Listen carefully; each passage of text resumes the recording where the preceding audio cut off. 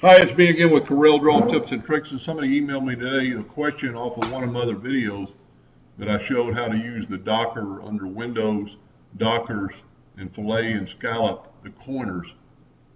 But it does it on all corners, on the inside corners. So if you wanted it to look like this, where you had square corners on the inside, but rounded corners. So there's two ways to do that. I'm going to delete one of these. I'm going to make a duplicate of this, Control D, and I'm going to move it over here. So one way you can do it is just to round off the corners as you're drawing. 0.5,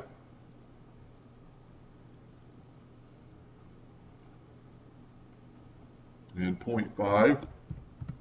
And then when you weld it together, your outside corners are rounded, but your inside corners are not. The other way to do it, so let's say you've gone too far and you've already welded together and you can't go back, or it's just another option. Take your shape tool and select your two inside nodes, right click your mouse and break apart.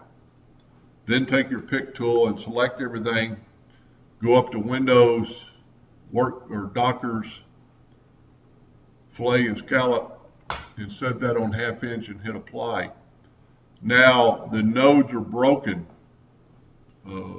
The two inner nodes are separate.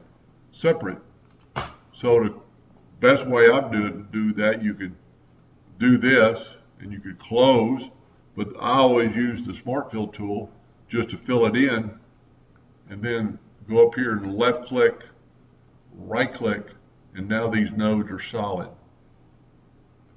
So there's two ways to do that, just personal preference. Anyway, I hope that helped them a little bit. Thank you for watching.